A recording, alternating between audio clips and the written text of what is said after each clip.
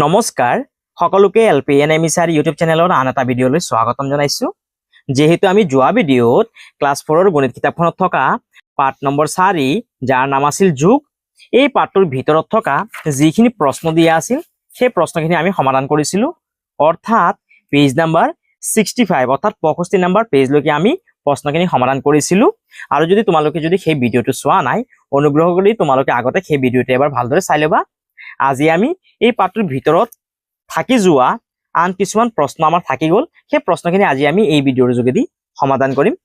সেইবাবে চোৱা কি দিয়া আছে। পেজ নাম্বাৰ 66 থকা যিখিনি প্ৰশ্ন দিয়া আছে সেই প্ৰশ্নখিনি সমাধান কৰিম। চোৱা ইয়াত কি লিখা আছে। ৰূপহী গাঁৱৰ ৰমলা, কল্পনা আৰু নিৰলাই গামোচা বিক্ৰী কৰি পোৱা লাভৰ এটা অংশ জমা কৰে। জমাৰ ধনৰাশি তলত দিয়া ধৰণৰ। নাম ৰমলা, জানুৱাৰী মাহত জমা কৰে 873 টকা, ফেব্ৰুৱাৰী মাহত জমা কৰে 748 টকা, মাৰ্চ মাহত জমা কৰে 1272 টকা। নাম কল্পনা, জানুৱাৰী মাহত জমা কৰে 942 টকা, ফেব্ৰুৱাৰী মাহত জমা কৰে 1040 টকা, মাৰ্চ মাহত জমা কৰে 1175 টকা। নাম নিৰলা, জানুৱাৰী মাহত জমা কৰিছে 798 টকা, ফেব্ৰুৱাৰী মাহত জমা কৰিছে 931 টকা, মাৰ্চ মাহত জমা কৰিছে 1335 টকা।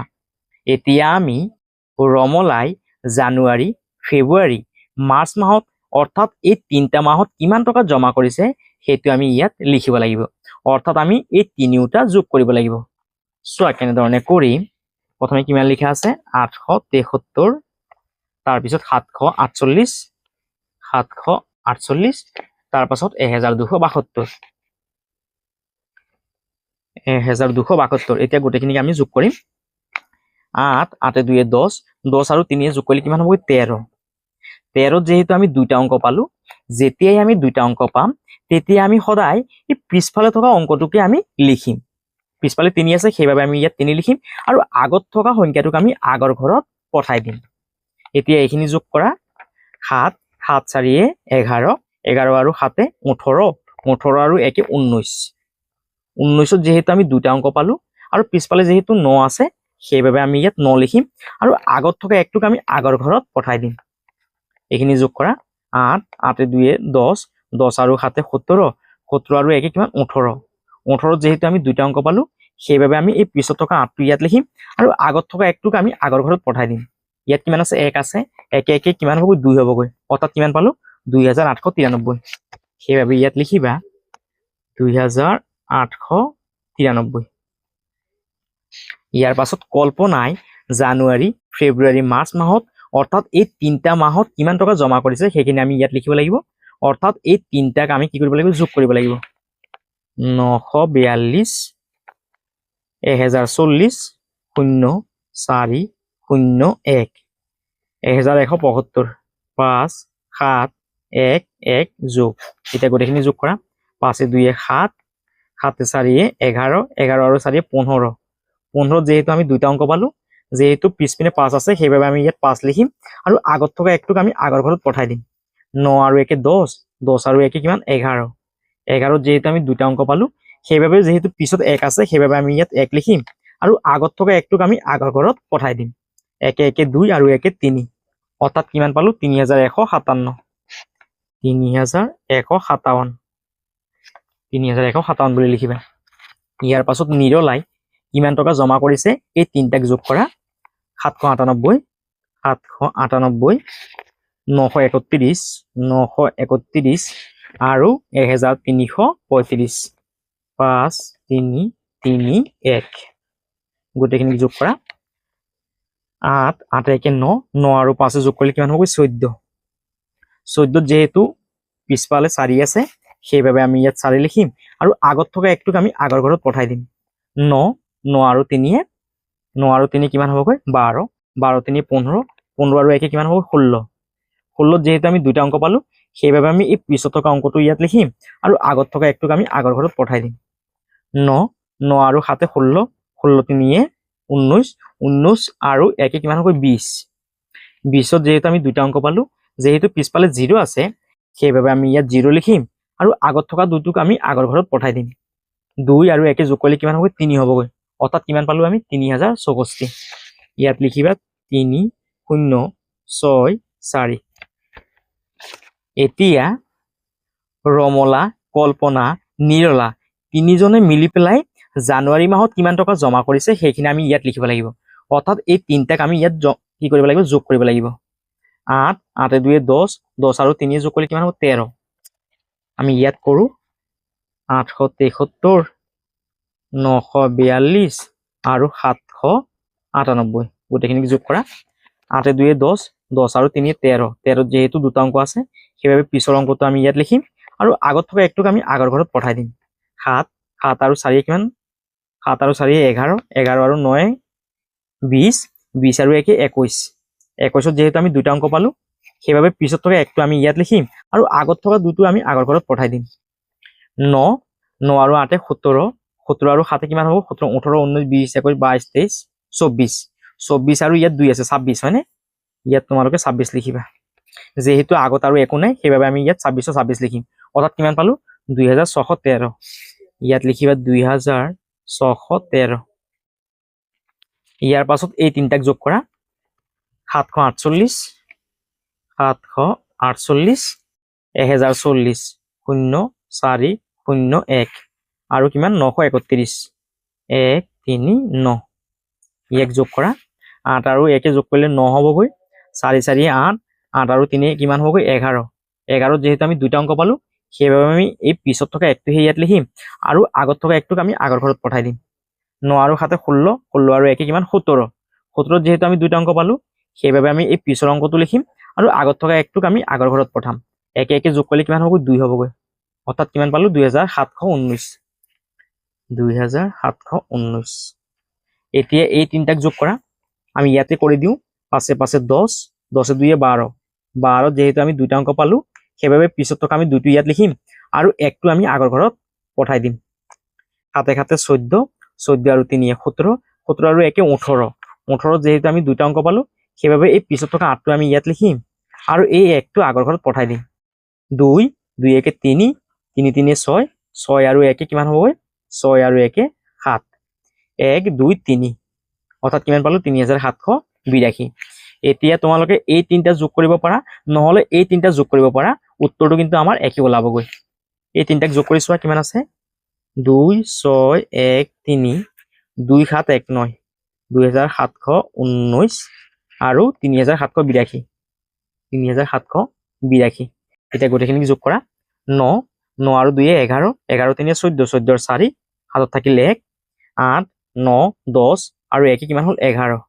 11 যেহেতু আমি দুটা অংক পালো সেইভাবে আমি এই পিছৰ একটো ইয়াত লিখিম আৰু আগত থকা একটোক আমি আগৰ ঘৰত পঠাই দিম 7 7 14 14 আৰু 6 20 20 আৰু 1 কিমান হল 21 21 যেহেতু আমি দুটা অংক পালো সেইভাবে আমি এই পিছত থকা একটো লিখিম আৰু আগত থকা দুটোক আমি আগৰ ঘৰত পঠাই দিম 2 2 4 4 3 7 7 আৰু 2 কিমান হ'ব 8 9 অৰ্থাৎ কিমান পালো 3114 ইয়াত তোমালোকে লিখিবা 3000 নহয় 9114 9114 ইয়াৰ পৰা চাইছে তোমালোকে উত্তৰখিনি লিখিবা ইয়াৰ পাছত কি কৈছে চোৱা কি দেখিলা মাহ হিচাপে জমা কৰা মুঠ টকা আৰু ব্যক্তি হিচাপে জমা কৰা মুঠ টকাৰ পৰিমাণ একেনে মাহ হিচাপে চোৱা মাহ হিচাপে কিমান টকা জমা কৰিছিল মাহ হিচাপে কিমান টকা জমা কৰিছিল ৰমলা কল্পনা নিৰলা তিনিজনে মিলি পেলাই জানুৱাৰী মাহত কিমান টকা জমা কৰিছিল 2613 টকা আৰু ৰমলাই ব্যক্তি হিচাপে কিমান টকা জমা কৰিছিল জানুৱাৰী ফেব্ৰুৱাৰী মাৰ্চ এই তিনটা মাহত মিলি পেলাই কিমান টকা জমা কৰিছিল 2893 ইয়াত হৈছে 2613 আৰু ইয়াত হৈছে 2893 যেহেতু দুটা বেলেগ বেলেগ সেইভাবে কৈছে যে মুঠ টকাৰ পৰিমাণ একেনে ইয়াত লিখিবা বেলেগ একে নহয় অৰ্থাৎ বেলেগ বেলেগ বুলি লিখিবা ইয়াৰ পাছত তোমালোকে জানানে অসমৰ গামোচাক 2022 চনৰ 13 ডিচেম্বৰত কেন্দ্ৰীয় চৰকাৰে ভৌগোলিক সূচক জিঅগ্ৰাফিকেল ইণ্ডিকেশ্যন GI টেগ প্ৰদান কৰে GI টেগ হৈছে আন্তঃৰাষ্ট্ৰীয় স্বীকৃতি যাৰ দ্বাৰা কোনো নিৰ্দিষ্ট অঞ্চলত উৎপাদিত সামগ্ৰী বা শিল্পকৰ্মক বিশেষ স্বীকৃতি দিয়া হয় সংখ্যাৰ খেল খেলো আহা ইয়াত লিখা আছে 2221 2222 2223 2224 2225 2226 2227 2228 2229 2230 2231 2232 2233 2236 35, 36, 37, 38, 39, 40, 41, 42, 43, 44, 45, 46, 2247, 2248। ইয়াত কি কৈছে চোৱা, তালিকাখনত ঘেৰ দিয়া সংখ্যাকেইটা মন কৰা। এতিয়া ঘেৰত থকা সংখ্যাবোৰ কোণীয়াকৈ যোগ কৰি কি পালো চাওঁ আহা। ইয়াত কোণীয়াকৈ সংখ্যাখিনি যোগ কৰিছে। যোগ কৰাৰ পাছত ইয়াৰ যোনটো যোগফল সেই দুটা কিন্তু একে ওলাইছে, হয়নে? ইয়াত আন এটা দেখাইছে, ইয়াত যেতিয়া সংখ্যাখিনি কোণীয়াকৈ যোগ কৰিছে ইয়াৰ যোনটো যোগফল সেইটো কিন্তু একে ওলাইছে। ওপৰৰ তালিকাত দেখুওৱা ধৰণে তালিকাখনৰ পৰা যিকোনো 4টা সংখ্যা লৈ কোণীয়াকৈ যোগ কৰি চোৱা। ফলাফলবোৰ নিৰীক্ষণ কৰা। তোমালোকে এই 4টা যোগ কৰি চাব পাৰা কোণীয়াকৈ, ইয়াৰ যোনটো কিন্তু উত্তৰ সেইটো একে ওলাবগৈ। নহলে তোমালোকে এই 4টা যোগ কৰি চাব পাৰা, কোণীয়াকৈ যোগ কৰিবা, ইয়াৰ যোনটো উত্তৰ সেইটো কিন্তু একে ওলাব। সেই কথাটোকে ইয়াত কোৱা হৈছেগৈ। সংখ্যাৰ অন্য এটা খেল খেলো আহা। ইয়াত দিয়া আছে আৰু এই 9টা সংখ্যাত ৰং কৰি দিয়া আছে। ওপৰৰ তালিকাখনৰ ঘেৰটোৰ ভিতৰত থকা এতিয়া বাকচত দেখুওৱা ধৰণে সংখ্যাবোৰ যোগ কৰি ফলাফলবোৰ নিৰীক্ষণ কৰো আহা। এতিয়া ইয়াত থকা সংখ্যাখিনিক আমাক যোগ কৰিব দিছে।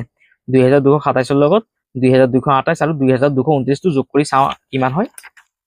2227, 2227, 2228, 2228 আৰু 2229, 2229 গোটেইখিনি যোগ কৰি চোৱাচোন কিমান ওলাই।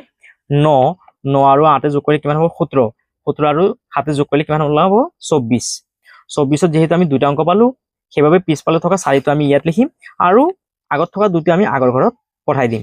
2, 2 2 4, 4 2 6, 6 আৰু 2 কিমান হ'বগৈ? 8 হ'বগৈ। সেইবাবে ইয়াত 8 লিখিবা। 2 4 6, ইয়াত 6 লিখিবা। 2 2 2 4, 4 2 6, অৰ্থাৎ কিমান পালো? 6 6 8 4। ইয়াত লিখিবা 6 6 8 4। এতিয়া এইখিনি যোগ কৰা। 2223, 2223, 2228, 2228 আৰু 2233, 2233 গোটেইখিনিক তোমালোকে যোগ কৰা। এতিয়া 8 8 আৰু 3 কিমান? 11, 11 3 14, 14 4 হাতত থাকিল 1, 3 3 2 5, 5 2 7, 7 1 8, 2 2 2 4, 4 2 6, 2 2 2 4, 4 2 6, অৰ্থাৎ কিমান পালো? 6 6 8 4, 6 6 8 4। এতিয়া এইখিনিক যোগ কৰি চোৱা। 2222, 2222, 2228, 2228 আৰু 2236, 2236। এতিয়া গোটেইখিনি যোগ কৰা। 8 8 2 10, 10 আৰু 4 14, 14 4 হাতত থাকিল 1, 3 2 5, 5 2 7, 7 1 8, 2 2 2 4, 4 2 6, 2 2 2 4, 4 2 6, অৰ্থাৎ কিমান পালো? 6 6 8 4, 6 6 8 4 আৰু ইয়াৰ যোনটো উত্তৰ সেইটো একে ওলাবগৈ। 6 6 8 4। কি পালা বাৰু? আলোচনা কৰো আহা। আমি দেখিবলৈ পালো যে ইয়াৰ যোনটো উত্তৰ সেয়া কিন্তু একে ওলাইছে, হয়নে? অৰ্থাৎ আমি ক'ব পাৰো যে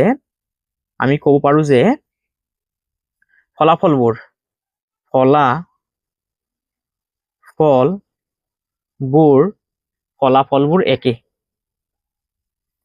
এনেধৰণে সংখ্যা তালিকাখনৰ পৰা মুঠ 9টা সংখ্যাৰ বাকচ গঠন কৰি ওপৰত দিয়া ধৰণে যোগ কৰি চোৱা। কিবা বৈশিষ্ট্য মন কৰিছানে? এতিয়া ইয়াত থকা যিখন আমাৰ চাৰ্ট আছে, তালিকা আছে, এই তালিকাখনৰ পৰা একেৰাহে যিকোনো 9টা সংখ্যা লৈ পেলাই আমি যদি এই ধৰণে যদি এই 3টা সংখ্যাক যদি আমি যদি কোণীয়াকৈ যোগ কৰো, আকৌ এই 3টা সংখ্যাক যদি আমি কোণীয়াকৈ যোগ কৰো, এই 3টা সংখ্যাক যদি এই ধৰণে যদি আমি যোগ কৰো, আকৌ এই 3টা সংখ্যাক যদি আমি এই ধৰণে যদি যোগ কৰো, তেতিয়াহ'লে ইয়াৰ যোনটো যোগফল সেইটো কিন্তু একে ওলাবগৈ। এইটো তোমালোকে নিজে নিজে কৰিবলৈ চেষ্টা কৰিবা। ইয়াৰ পাছত চোৱা, মিলাও আহা। ক অংশৰ লগত খ অংশটো মিলাব লাগিব। এটা আমাক কৰি দিছে। 3000 লগত 2000 যোগ কৰি কিমান হ'ব? 5000। এতিয়া এই চাইডত ক'ত 5000 ওলাই চোৱাচোন। 2500 লগত 2500 যোগ কৰি কিমান হ'ব? 2000 2000 4000 আৰু 500 500 1000, অৰ্থাৎ কিমান হ'ল? 5000 হ'ল। এইটো লগত তোমালোকে এইটো মিলাবা। 6427, 6427টো ক'ত লিখা আছে চোৱাচোন। ইয়াত আছে 6200, 6200 লগত 227টো যোগ কৰিলে কিমান হ'বগৈ? 6427 ওলাব। সেইবাবে তোমালোকে এইটোৰ লগত এইটো মিলাবা। 3725 লগত 100 যোগ কৰিলে কিমান হ'বগৈ? 3825 হ'বগৈ। ক'ত আছে? ইয়াত 3825। সেইবাবে তোমালোকে এইটোৰ লগত এইটো মিলাবা। আৰু 9999 লগত যদি 0 যোগ কৰে তেতিয়াহ'লে কিমান হ'বগৈ? 9999 হ'বগৈ। সেইবাবে তোমালোকে এইটোৰ লগত এইটো মিলাই দিবা। ইয়াৰ পাছত ক নাম্বাৰ, যদি আমি যোগ কৰোঁতে দুটা সংখ্যাৰ ক্ৰম সলনি কৰোঁ তেতিয়া যোগফলটো কি হ'ব? চোৱা, আমি ইয়াত লিখিলো 3 যোগ 5, 3 লগত 5 যোগ কৰিলে কিমান ওলায়? 8 ওলায়। এতিয়া ক্ৰম সলনি মানে হৈছে গৈ আমি ইয়াৰ যোনটো স্থান আছে সেইটো সাল সলনি কৰিব লাগে, অৰ্থাৎ আগত থকা সংখ্যাটোক আমি 5ত লিখিব লাগিব আৰু 5ত থকা সংখ্যাটো আমি আগত লিখিব লাগিব, আৰু ইয়াকে কি বুলি কোৱা হয়? ক্ৰম সলনি বুলি কোৱা হয়। এতিয়া আমি ইয়াত ক্ৰম সলালো, এতিয়া 5ৰ লগত 3টো যোগ কৰা কিমান হ'ল? 8 হ'ল, হয়নে? এতিয়া চোৱা, 3 লগত 5 যোগ কৰিলে 8 ওলায়, আকৌ 5ৰ লগত 3 যোগ কৰিলে 8 ওলায়, হয়নে? অৰ্থাৎ আমি যদি যোগৰ ক্ষেত্ৰত ক্ৰমটো যদি সাল সলনি কৰোঁ তেতিয়াহ'লে আমাৰ যোনটো আনসাৰ সেইটো কিন্তু একেই ওলায়, হয়নে? অৰ্থাৎ যদি আমি যোগ কৰোঁতে দুটা সংখ্যাৰ ক্ৰম সলনি কৰোঁ তেতিয়া যোগফলটো কি হ'বগৈ? বেলেগ হ'ব নে একে হ'বগৈ? একে থাকিব। সেইবাবে তোমালোকে বি নাম্বাৰটোত শুদ্ধ চিন দিবা।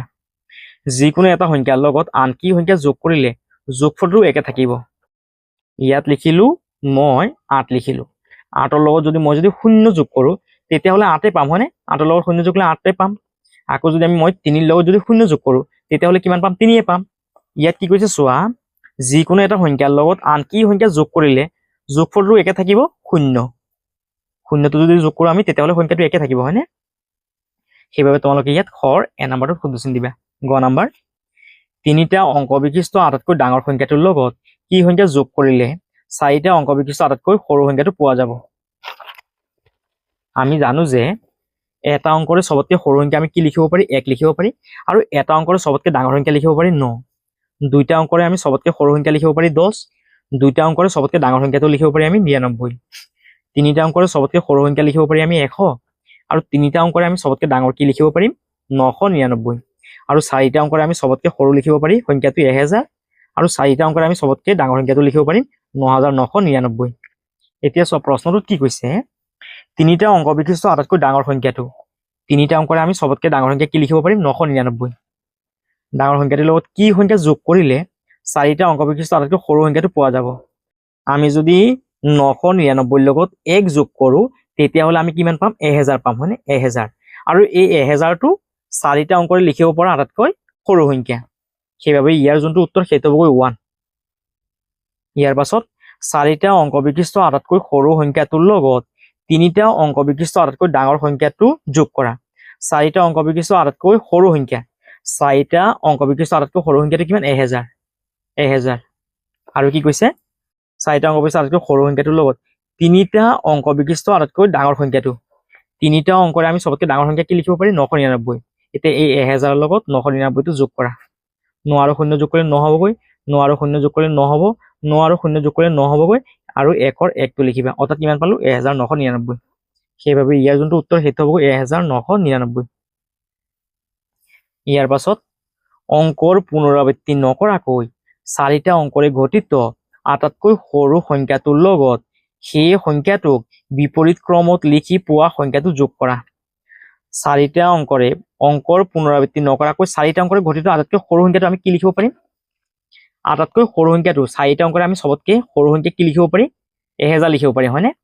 ইয়াত কৈছে যে অংকৰ পুনৰাবৃত্তি নকৰাকৈ। পুনৰাবৃত্তি মানে অৰ্থাৎ এটা সংখ্যা কিন্তু আমি এবাৰে লিখিব পাৰিম। যেহেতু ইয়াত 0টো 3বাৰ লিখা আছে, তাৰমানে এইটো নহ'বগৈ, অৰ্থাৎ এটা সংখ্যা জাষ্ট আমি এবাৰে লিখিব পাৰিম। 1 লিখিলো, 0 লিখিলো, 2 লিখিলো, আৰু 3 লিখিলো। অৰ্থাৎ 4টা অংকৰে আমি সংখ্যাৰ পুনৰাবৃত্তি নকৰাকৈ আটাইতকৈ সৰু সংখ্যা আমি কি লিখিব পাৰিম? 1023 লিখিব পাৰিম।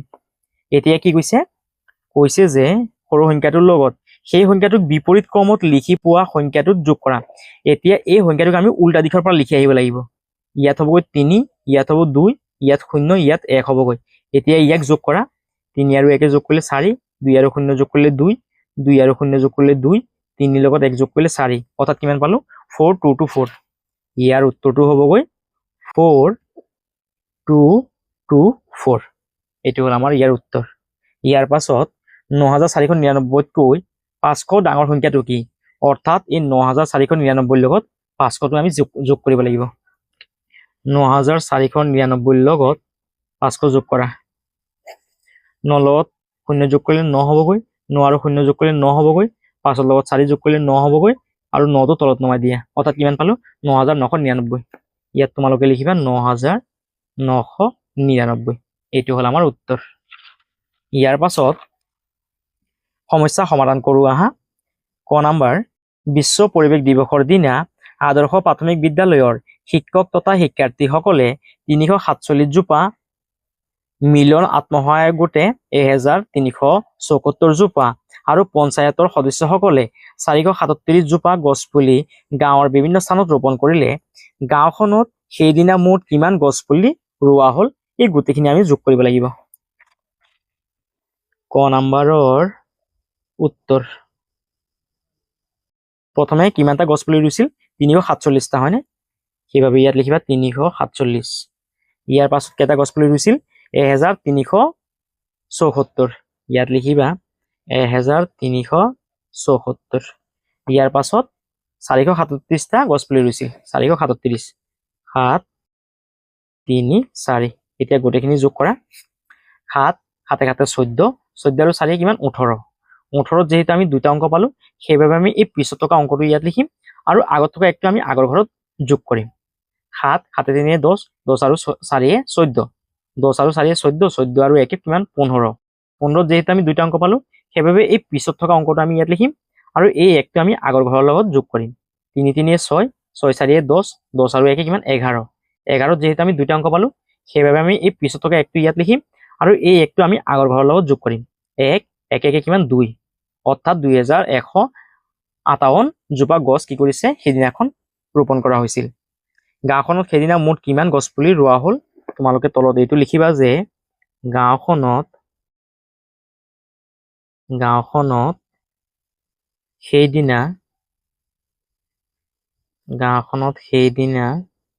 মুঠ 2158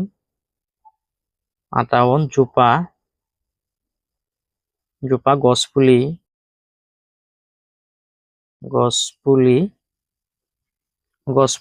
ৰোৱা হ'ল। ইয়াত লিখিবা যে ৰোৱা হ'ল। এইটো হ'ল আমাৰ ক নাম্বাৰ প্ৰশ্নৰ উত্তৰ। ইয়াৰ পৰা তোমালোকে চাই ধুনীয়াকে উত্তৰটো লিখিবা। ইয়াৰ পাছত খ নাম্বাৰ প্ৰশ্ন, তপনে গ্ৰন্থমেলাত কিতাপ চাই থাকোতে দেখিলে যে হেমকোষ আৰু চন্দ্ৰকান্ত অভিধানৰ পৃষ্ঠাৰ সংখ্যা ক্ৰমে 1398 আৰু 881। দুয়োখন অভিধানৰ মুঠ পৃষ্ঠাৰ সংখ্যা কিমান, এই দুটাক আমি যোগ কৰিব লাগিব। অৰ্থাৎ চোৱা কেনেধৰণে কৰিম। খ নাম্বাৰৰ উত্তৰ, প্ৰথমে পৃষ্ঠা সংখ্যাটো কিমান আছিল, 1398। ইয়াত লিখিবা 1398 আৰু কিমান দিয়া আছিল, 881। ইয়াত লিখিবা 881 যোগ, এতিয়া দুটাক যোগ কৰা, 8 আৰু 1 যোগ কৰিলে 9 হ'বগৈ, 9 আৰু 8 যোগ কৰিলে 17 হ'বগৈ।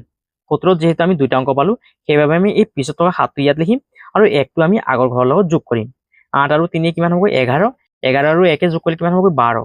12ত যেহেতু আমি দুটা অংক পালো, সেইবাবে আমি এই পিছত থকা 2টো ইয়াত লিখিম আৰু এই 1টো আমি আগৰ ঘৰৰ লগত যোগ কৰিম। 1 যোগ কৰিলে 1ৰ লগত 1 যোগ কৰিলে কিমান হ'বগৈ, 2 হ'বগৈ। অৰ্থাৎ 2200 কিমান পালো, 79 পালো। ইয়াত তোমালোকে লিখিবা যে দুয়োখন অভিধানৰ মুঠ পৃষ্ঠাৰ সংখ্যা কিমান, ইয়াত লিখিবা যে দুয়োখন, তলত এই লাইনটো লিখিবা যে দুয়োখন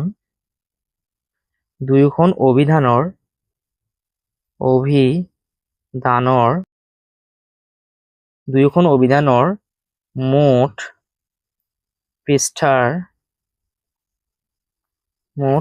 সংখ্যা 2279।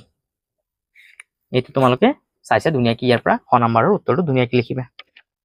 ইয়াৰ পাছত জমা প্ৰপত্ৰ পূৰ কৰোঁ আহা। আনোৱাৰ আৰু ফণীদৰে মিলি তেওঁলোকৰ গাঁৱতে কুকুৰাৰ ফাৰ্ম এখন খুলিলে। আগষ্ট মাহত তেওঁলোকে কণী বিক্ৰী কৰি পোৱা লাভৰ কিছু অংশ বেংকত জমা থলে। 5500 টকা জমা থবৰ বাবে তেওঁলোকে বেংকৰ প্ৰপত্ৰখন কেনেকৈ পূৰ কৰিলে চাওঁ আহা। আগষ্ট মাহ জমা প্ৰপত্ৰ, ইয়াত তাৰিখটো লিখা আছে 2/9/2025 চন। নাম আনোৱাৰ হুছেইন, ইয়াত একাউণ্ট নাম্বাৰটো লিখা আছে। টকাৰ পৰিমাণ সংখ্যাৰে 5500 টকা, টকাৰ পৰিমাণ আখৰেৰে লিখিছে 5500 টকা মাত্ৰ। ইয়াত জমাকৰ্তা স্বাক্ষৰটো দি আছে আনোৱাৰ হুছেইন। নোট মুদ্ৰাৰ প্ৰকাৰ, 500 টকা কেইখন দিছে, 6খন। 500 টকা 6খন হলে কিমান হ'ব, 3000 টকা। 200 টকা দিছে 10খন, 200 টকা 10খন দিলে কিমান হ'ব, 2000 টকা। 100 টকা দিছে 5খন, কিমান টকা হ'বগৈ 500 3000 2000 5000 আৰু 500 কিমান হ'বগৈ 5500 টকা ইয়াৰ পাছত তেওঁলোকে ছেপ্টেম্বৰত 2650 টকা আৰু অক্টোবৰত 1780 টকা জমা থলে দুয়োটা মাহৰ প্ৰপত্ৰ দুখন পূৰ কৰোঁ আহা ইয়াত তাৰিখটো আজিৰ তাৰিখটো আমি লিখি দিছো আজি তাৰিখটো কিমান 3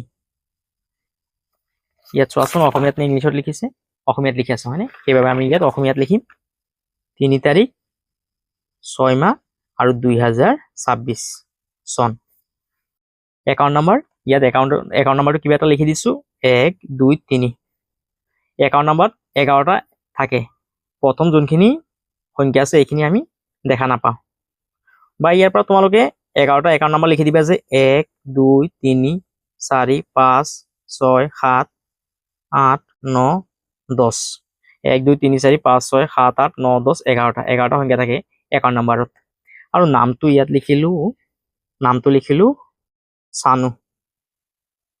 সানু বুলি লিখিলো সানু ডেকা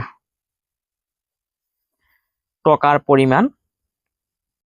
পৰিমাণ ইয়াত কৈছে তেওঁলোকে ছেপ্টেম্বৰত এই নামটো সানু ডেকা নহব দেই ইয়াত যেহেতু তেওঁলোক বুলি কৈছে না তেওঁলোক হলে কোন হ'বগৈ ইয়াত আনোৱাৰ আৰু ফণীধৰ হ'বগৈ সেইবাবে ইয়াত তোমালোকে আনোৱাৰ লিখিব পাৰা আনোৱাৰ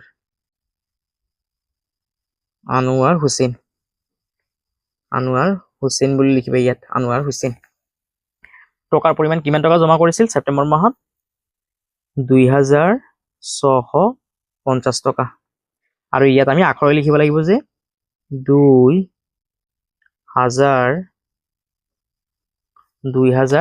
কিমান টকা 600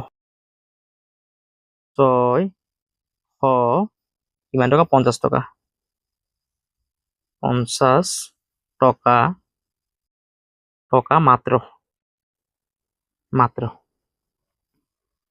এতিয়া জমাকতাৰ স্বাক্ষৰ ইয়াত লিখিবা যে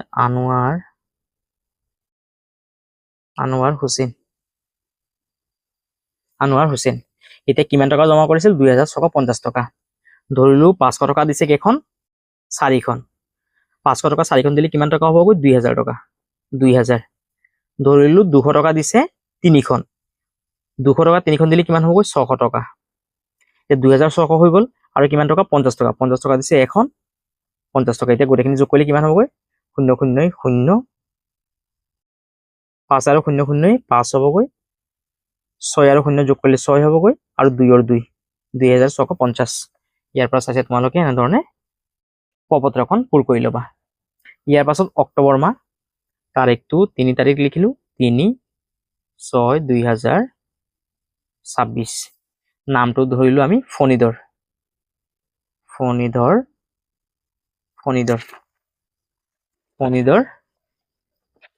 ইয়াৰ পাছত ইয়াত একাউণ্ট নম্বৰটো ধৰিলো 1 2 3 4 5 6 7 8 9 10 টকাৰ পৰিমাণ কিমান টকা জমা কৰিছিল অক্টোবৰ মাহত 1780 টকা সেইবাবে ইয়াত লিখিব লাগিব 1780 আৰু ইয়াত আমি আখৰে লিখিব লাগিব যে 780 টকা মাত্ৰ আৰু ইয়াত লিখি দিয়া ফণীধৰৰ চহী ফণীধৰ এতিয়া কিমান টকা জমা কৰিছিল অক্টোবৰ মাহত 1780 টকা হয়নে 1780 এতিয়া ধৰিলো এই 500 টকা তেওঁ কেইখন দিছে ধৰিলো 3খন দিছে 500 টকা 3খন দিলে কিমান হ'বগৈ 1500 টকা 1500 তাৰ পিছত ধৰিলো 100 টকা দিছে 2খন 100 টকা 2খন দিলে কিমান হ'বগৈ 200 টকা 1500 আৰু 200 কিমান হ'ল 1700 আৰু কিমান টকা 80 টকা ধৰিলো 20 টকা দিছে কেইখন 4খন 20 টকা দিলে কিমান হ'বগৈ 80 টকা হ'ব হয়নে এতিয়া গোটেইখিনি যোগ কৰি দিয়ে কিমান হ'ব 1780 টকা হ'ব ইয়াৰ পৰা চাইছে তোমালোকে প্ৰপত্ৰখন পূৰ কৰি ল'বা ইয়াৰ পাছত তেওঁলোকে তিনিওটা মাহত মুঠ কিমান টকা জমা কৰিলে এই গোটেইখিনি যোগ কৰি দিয়ে এতিয়া 0 0 0 যোগ কৰিলে 0 হ'বগৈ 8 ৰ লগত 5টো যোগ কৰা 8 আৰু 5 কিমান হ'বগৈ 13 যেহেতু আমি দুইটা অংক পালো সেইবাবে আমি এই 20 টকা 3টো ইয়াত লিখিম আৰু 1টো আমি আগৰ ঘৰৰ লগত যোগ কৰিম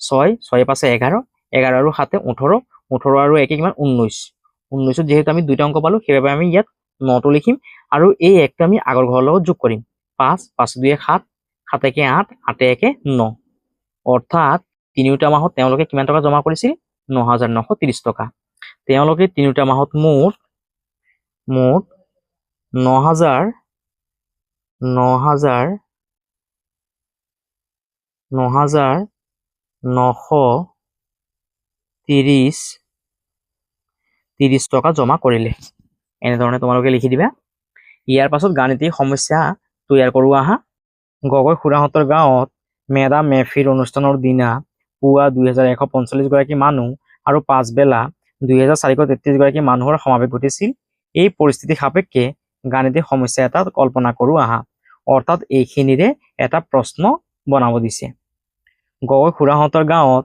মেডাম মেফিৰ অনুষ্ঠানৰ দিনা পুৱা 2145 গৰাকী আৰু পাছবেলা 2433 গৰাকী মানুহৰ সমাৱেশ ঘটিছিল সিদিনাখন মুঠ কিমান গৰাকী মানুহৰ সমাৱেশ ঘটিছিল ইয়াত এটা প্ৰশ্ন অৰ্থাৎ গাণিতিক সমস্যা তৈয়াৰ কৰিছে তলৰ তথ্যখিনি ব্যৱহাৰ কৰি দুটা যুগৰ সমস্যা সাজোৱা আহা কিতাপ থোৱা আলমাৰি এটাৰ দাম 1700 টকা স্কুল বেগ এটাৰ দাম 275 টকা আৰু জ্যামিতি বাকচ এটাৰ দাম 95 টকা এতিয়া এইখিনিৰে আমি গাণিতিক সমস্যা সাজিব লাগে দুইটা মই আগতীয়াকৈ কৰি থৈছিলো তোমালোকে ইয়াৰ পৰা চাইছে ধুনীয়াকৈ লিখিবা সমস্যাটো কিতাপ থোৱা আলমাৰি এটাৰ দাম 1700 টকা স্কুল বেগ এটাৰ দাম 275 টকা আৰু জ্যামিতি বাকচ এটাৰ দাম 95 টকা হলে তিনিওটা বস্তুৰ মুঠ দাম কিমান এইটো এটা গাণিতিক সমস্যা খ নাম্বাৰ কিতাপ থোৱা আলমাৰি এটাৰ দাম 1700 টকা আৰু স্কুল বেগ এটাৰ দাম 275 টকা হলে দুইটা বস্তুৰ মুঠ দাম কিমান হ'ব ইয়াৰ পৰা চাইছে তোমালোকে খ নাম্বাৰৰ গাণিতিক সমস্যাটো লিখিবা ইয়াৰ পাছত খালী ঘৰবোৰ পূৰ কৰা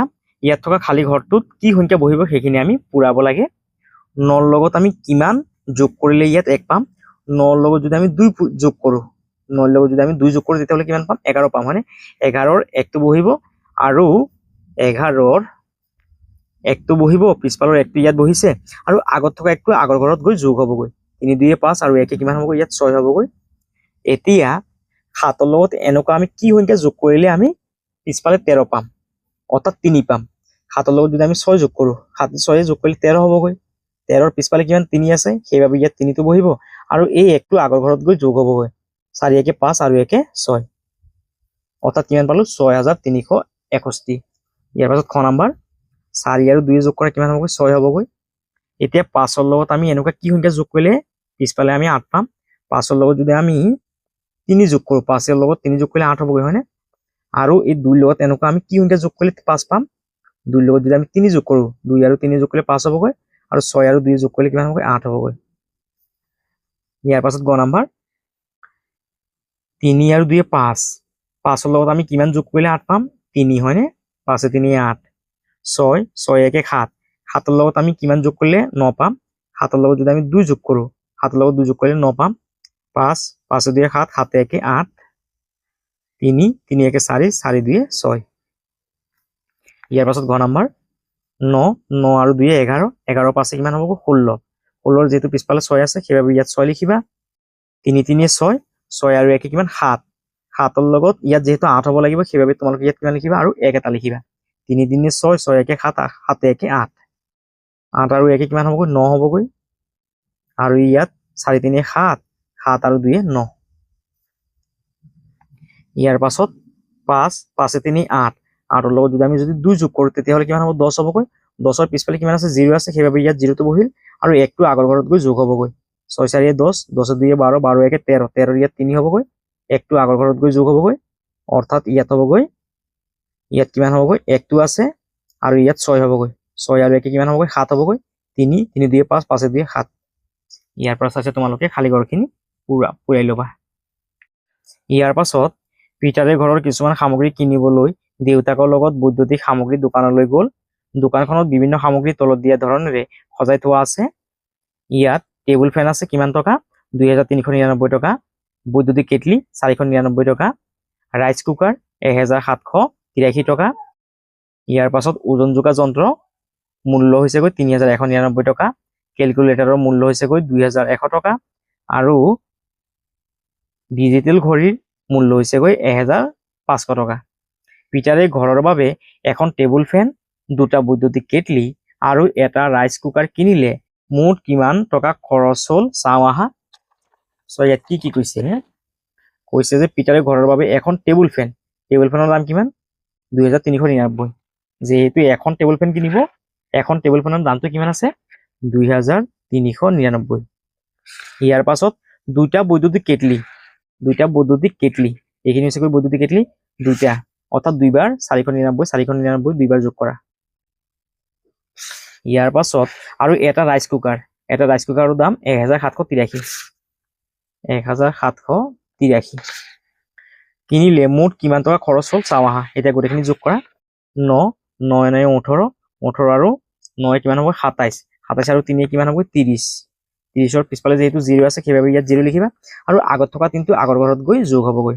3 3 3 18 আৰু 9 কিমান হ'বগৈ 27 আৰু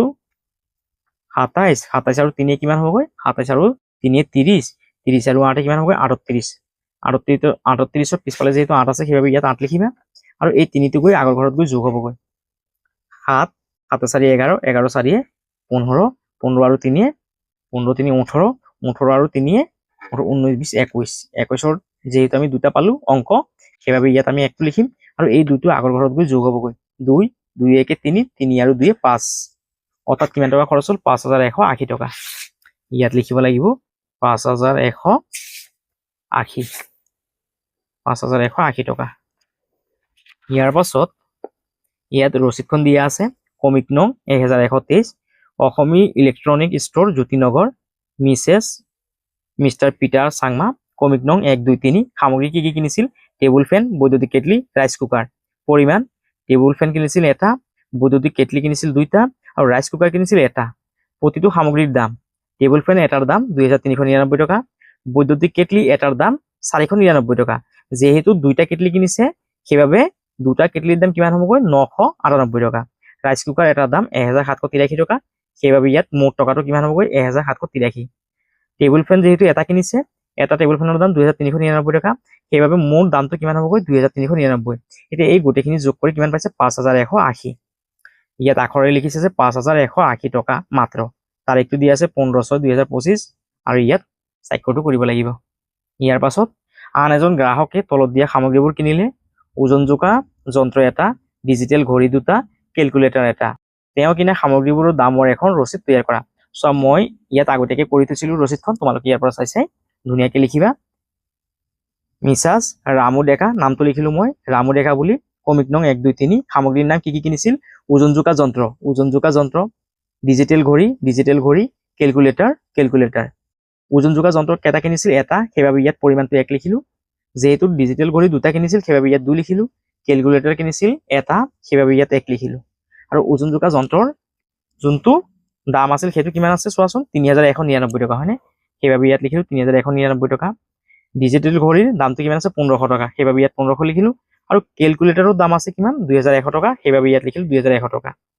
যেহেতু ডিজিটেল ঘড়ী দুটা কিনিছিল, এটাৰ দাম যদি 1500 টকা হয়, দুইটাৰ দাম কিমান হ'বগৈ 3000 টকা হ'বগৈ। ওজন জোকা যন্ত্ৰ কিনিছিল এটা, সেইবাবে ইয়াৰ দামটো কিমান হ'বগৈ 3199। আৰু কেলকুলেটৰ কিনিছিল এটা, সেইবাবে এটাৰ দাম কিমান টকা 2100 টকা। এতিয়া গোটেইখিনি যোগ কৰিলে কিমান হ'বগৈ 8299 টকা। সেইখিনি আমি ইয়াত আখৰে লিখিব লাগিব 8299 টকা মাত্ৰ। ইয়াত তাৰিখটো লিখিলো আজিৰ তাৰিখ 3/6/2026। ইয়াত স্বাক্ষৰটো কৰি দিলো। ইয়াৰ পৰা চাইছে তোমালোকে ৰচিদখন লিখিবা। ইয়াৰ পাছত যদি পিটাৰে দুখন টেবুল ফেন কিনে তেন্তে ফেন দুখনৰ মুঠ দাম কিমান হ'ব?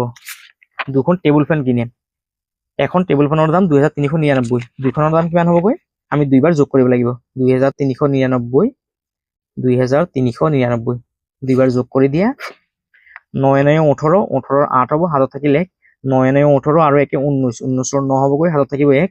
3 3 6 আৰু 1 7, 2 2 4 কিমান হ'বগৈ 4798। দুখন টেবুল ফেনৰ দাম হ'বগৈ 4798। ইয়াত লিখিব লাগিব 4798 টকা। অনুপে 2800 টকালৈ বজাৰলৈ গ'ল। 2800 টকাৰে তেওঁ কি সামগ্ৰী কিনিব পাৰিব? একাধিক বস্তু ক্ৰয় কৰিব পাৰিব। ডিজিটেল ঘড়ী এটা কিনিব পাৰিব আৰু বৈদ্যুতিক কেটলি এটা কিনিব পাৰিব। ইয়াৰ পৰা চাইছে তোমালোকে উত্তৰটো লিখিবা।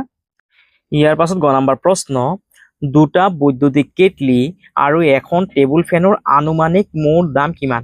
আমাক অনুমানিক কৰিব দিছে, অনুমানিক যোনটো দাম সেইটোহে ইয়াত লিখিব দিছে। দুইটা বৈদ্যুতিক কেটলি, এটা বৈদ্যুতিক কেটলিৰ দাম 499 টকা। এই 499টোক আমি 500 বুলি ধৰি লৈছো। এটা কেটলিৰ দাম যদি 500 টকা হয়, দুটাৰ দাম কিমান হ'ব? 1000 টকা হ'ব, হয়নে? ধৰিলো দুইটা বৈদ্যুতিক কেটলিৰ আনুমানিক যোনটো দাম সেইটো 1000 টকা। আৰু কি কৈছে চোৱা, আৰু কৈছে যে এখন টেবুল ফেনৰ আনুমানিক মুঠ দাম কিমান? টেবুল ফেনৰ আনুমানিক যোনটো দাম সেইটো কিমান? 2399। আমি এই 2399টোক 2400 বুলি ধৰি লৈছো, 2400 বুলি ধৰি লৈছো। এতিয়া ইয়াক যোগ কৰা, 0 0 0 0 0 0, 4 আৰু 0 যোগ কৰিলে 4 হ'বগৈ, 2 একে 3 হ'বগৈ। অৰ্থাৎ ইয়াৰ যোনটো আনুমানিক দাম সেইটো কিমান হ'বগৈ? 3400। সেইবাবে তোমালোকে ইয়াত লিখিবা 3400 টকা। 3400 টকা লিখিবা। ইয়াৰ পাছত ঘ নম্বৰ, আটাইতকৈ বেছি আৰু আটাইতকৈ কম দামৰ সামগ্ৰীৰ মুঠ দাম কিমান? আটাইতকৈ কোনটো বস্তুৰ দাম সবতকৈ বেছি চোৱাচোন। ইয়াত আছে 3100, হয়নে? অৰ্থাৎ ওজন জোকা যন্ত্ৰৰ দামটো আটাইতকৈ বেছি আৰু এই বৈদ্যুতিক কেটলিৰ দামটো আটাইতকৈ কম।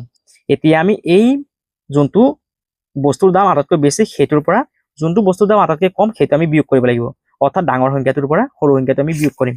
3199ৰ পৰা আমি এই 499টো বিয়োগ কৰিব লাগিব। 499টো বিয়োগ কৰা, 9ৰ পৰা 9 গ'লে 0, 9ৰ পৰা 9 গ'লে 0, 1ৰ পৰা আমি 4টো বিয়োগ কৰিব নোৱাৰিম। আগৰ ঘৰটোৰ পৰা আমি 10 ধাৰ কৰিব লাগিব। 10 আৰু 1 কিমান হ'ব? 11। 11ৰ পৰা 4 গ'লে কিমান হ'ব? 7। যেহেতু ইয়াত 3 আছিল, একেটা গুচি গ'ল, ইয়াত আছে 2, অৰ্থাৎ কিমান পালো? 2700। সেইবাবে ইয়াত লিখিব লাগিব 2700 টকা। 2700 টকা। ইয়াৰ পাছত নম্বৰ, এটা ওজন জোকা মেচিন আৰু এটা ঘড়ী কিনিবলৈ প্ৰয়োজন হোৱা মুঠ টকাৰে অন্য কি কি তিনিবিধ সামগ্ৰী একেলগে কিনিব পাৰি? বৈদ্যুতিক কেটলি এটা কিনিব পাৰিম, ৰাইচ কুকাৰ এটা কিনিব পাৰিম আৰু কেলকুলেটাৰ এটা কিনিব পাৰিম। ইয়াৰ পৰা চাইছে তোমালোকে নম্বৰৰ উত্তৰটো লিখিবা। ইয়াৰ পাছত প্ৰহেলিকা দিয়া আছে। ইয়াত 3টা চাৰ্ট দিয়া আছে আৰু 3টা চাৰ্টৰ দাম কিমান? 750 টকা। 3টা চাৰ্টৰ দাম যদি 750 টকা হয়, এটা চাৰ্টৰ দাম কিমান হ'বগৈ? 250 টকা। এইটো 250 টকা আৰু এইটো কিমান হ'বগৈ? 250 টকা হ'বগৈ। 250 250 500, 500 আৰু 250 কিমান হ'ব? 750।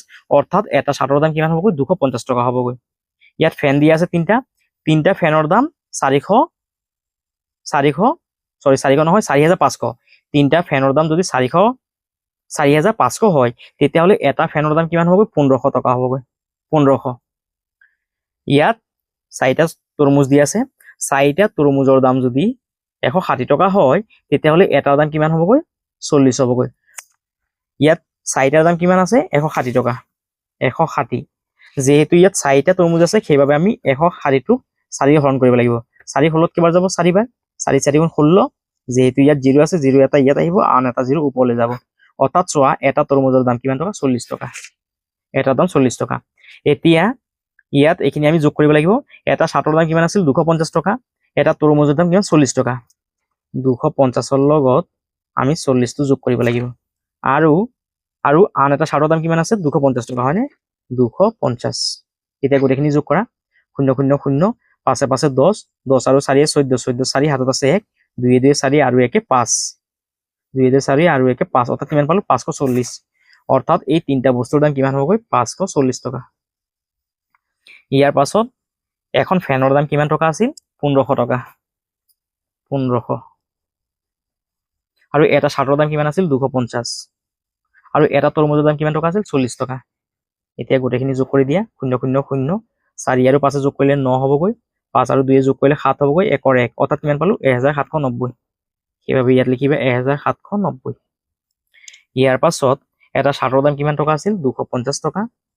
আৰু এটা ফেনৰ দাম কিমান আছিল? 150 নহয়, 1500।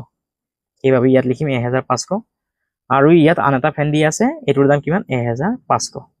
এতিয়া গোটেইখিনি যোগ কৰা, 0 0 0, 5 আৰু 0 যোগ কৰিলে 5 হ'বগৈ, 5 5 10, 10 আৰু 2 12, 12 2 হ'বগৈ, হাতত থাকিলে 1, 1 1 2 আৰু 1 3, অৰ্থাৎ কিমান পালো? 3250। ইয়াত তোমালোকে লিখিবা 3250। এতিয়া দুটা ফেনৰ দাম কিমান? 1500 টকা। 1500 টকা কিমান হ'বগৈ? 2000 টকা। 2000 নহয়, 3000। 1500 1500 কিমান হ'বগৈ? 3000। 3000 লগত যদি 40টো যোগ কৰি কিমান হ'ব 3040 আৰু এইখিনি হৈ গ'ল আমাৰ এই পাঠটোৰ ভিতৰত থকা প্ৰশ্নৰ উত্তৰখিনি তোমালোকে ইয়াৰ পৰা চাইছে ধুনীয়াকৈ লিখি ল'বা আৰু যদি তোমালোকৰ যদি ভিডিঅ'টো যদি ভাল লাগিছে তেতিয়াহ'লে তোমালোকে চেনেলটো ছাবস্ক্ৰাইব কৰিবা ভিডিঅ'টো শ্বেয়াৰ কৰিবা আৰু কমেণ্ট কৰিবলৈ নাপাহৰিবা সকলোকে ধন্যবাদ